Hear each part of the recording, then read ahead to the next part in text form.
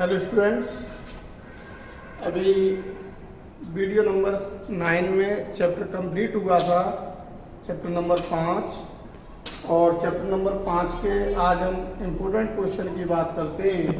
तो यहाँ लिखा है अपन ने important question of chapter number 5, ठीक, जिसमें पहला क्वेश्चन किस टाइप का है।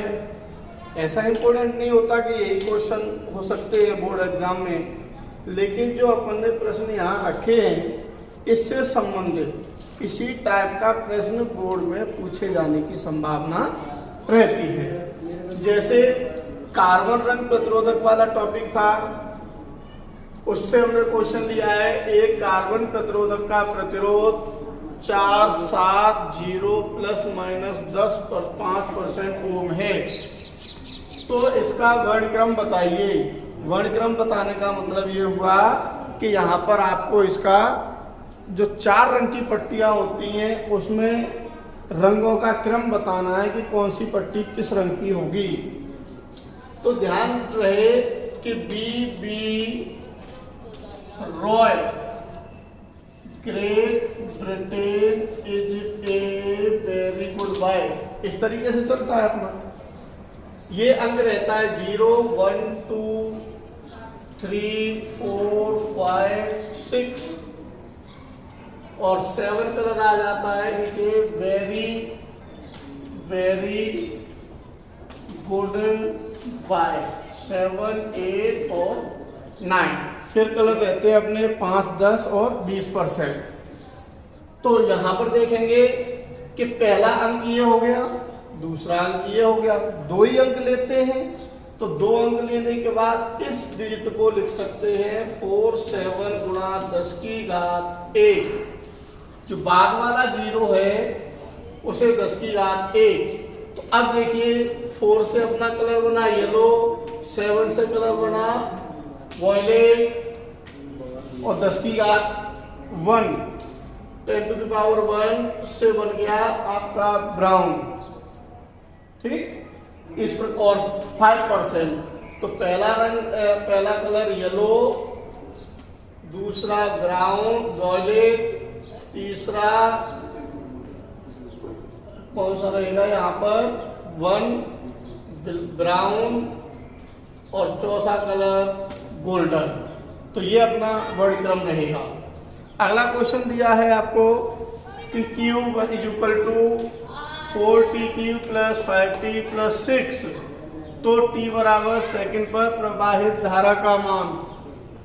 तो यहाँ पर ये आवेश का समीकरण दिया हुआ है, आवेश का समीकरण दिया है, धारा निकालनी है, dq/dt कर देंगे, अवकलन कर लेंगे, अवकलन करके t का मान रख देंगे।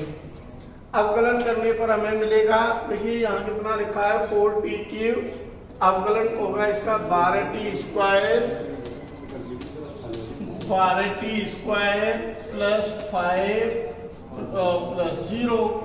मान रखोगे t की जगह पर 1 रखने पर आपको 12, तो यहाँ मिल जाएंगे 12 गुणा 1 का स्क्वायर प्लस 5। तो 12 plus 5 is equal to 17 ampere. तो ध्यान रहे इस टाइप का क्वेश्चन अगर आता है, आवेश और समय के पदों में समीकरण दे रखी है, तो उसका पहले अपन अवकलन करते हैं और अवकलन के बाद में मान रख देंगे t का। अब टॉपिक से लिया गया है, धारा तथा अपवहन वेग में संबंध स्थापित कीजिए, एक चालक की प्रतिरोधकता को परिभाषित कीजिए और सिद्ध कीजिए चालक का प्रतिरोध ये होता है।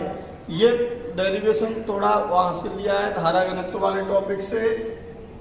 तो J इक्वल टू होता है NEVD, J equal to I/A और NEVD का मान EE/m इंटू तो E का मान रख देंगे, ठीक है। इस टाइप से इस क्वेश्चन को सॉल्व करेंगे। ई स्क्वायर B/m L, क्योंकि E का मान होता है B/l इंटू टो। तो ये v अपॉन आई को इधर पंक्षांतर करके ये एक तरीके से अब v अपॉन आई जहाँ मिलेगा उसे r लिखेंगे, तो r बराबर हमें मिल जाएगा जो ये दे रखा है ml/n²। तो यहाँ पर जो क्वेश्चन नंबर 5 है वो बहुत ज़्यादा इम्पोर्टेंट है और कई बार हमें इसे करने में कन्फ्यूजन होता है। तो देखते हैं किस प्रकार से करते हैं। एक सेल से कितने एम्पियर धारा लेने पर विभवांतर 1.8 वोल्ट, तो दो धाराएं दे दी, I1 0.5 एम्पियर और V1 1.8 volt. I2 is equal to 1 ampere 1.0 ampere और V2 is equal to 1.6 volt.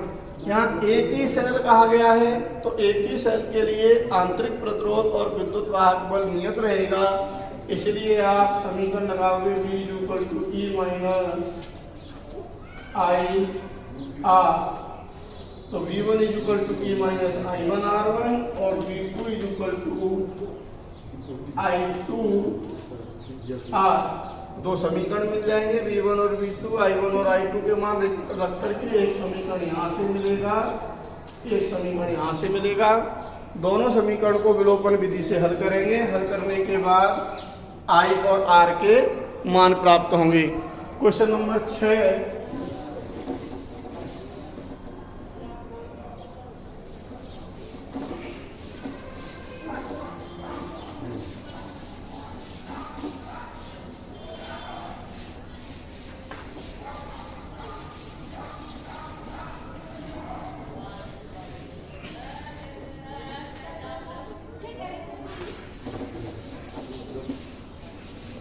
Question number 6 आपको जो दिया जा रहा है वो भी इसी से है कि दो सेल,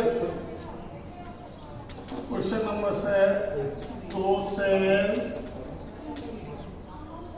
समांतर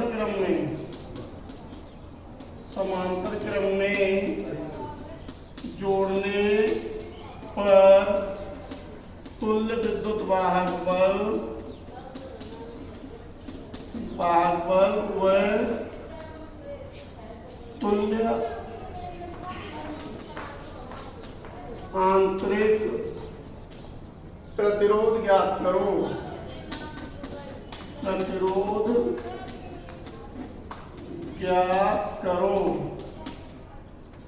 ठीक है, इंपोर्टेंट टॉपिक बताया भी गया था सेलों के संयोजन से।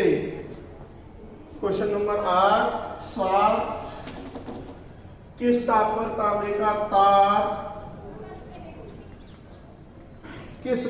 तांबे के तार का प्रतिरोध उसके 0 डिग्री सेंटीग्रेड ताप पर प्रतिरोध का दोगुना हो जाएगा। तांबे के लिए अल्फा का मान दे रखा है 4 × 10⁻³ प्रति डिग्री सेंटीग्रेड। ठीक, तो ये R2 फॉर्मूला लगा सकते हो, R1 1 plus alpha delta T। तो R2 बराबर R1 1 प्लस अल्फा पुस्तक में T2 माइनस T1 का मान दे रखा है 0 डिग्री सेंटीग्रेड और दो गुना करवा रहा है यहाँ पर, तो 2R R1, इससे आगे आप अल्फा का मान निकाल सकते हैं, T2 का मान निकाल सकते हैं।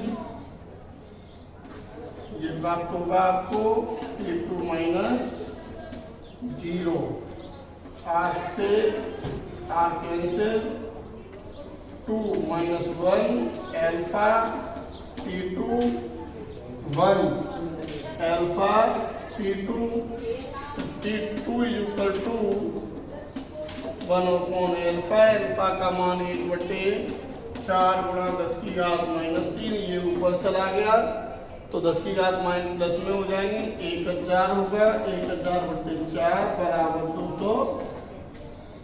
50 डिग्री सेंटीग्रेड। क्वेश्चन नंबर 8 लिख लेंगे।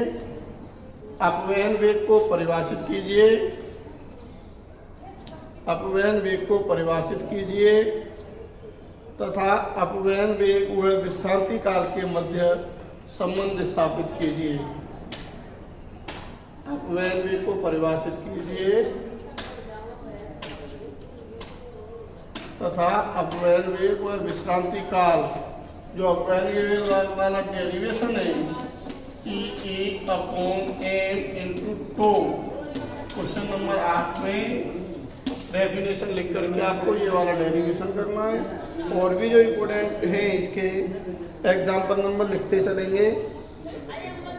1, 3, 5, 6, 7, 11, 12, 14, 15 ये एग्जाम्पल है अपने।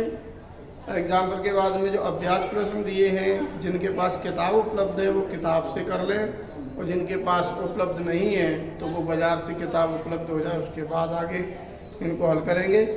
क्वेश्चन नंबर 1, 2, 4, 5, 6, 7, 8, 9 और 12 इतने क्वेश्चन आपको इसमें इम्पोर्टेंट बताए जाते हैं। और इससे आगे अगले वीडियो में हम चैप्टर नंबर 6 यूनिट नंबर 2 का चैप्टर नंबर 6 स्टार्ट करेंगे।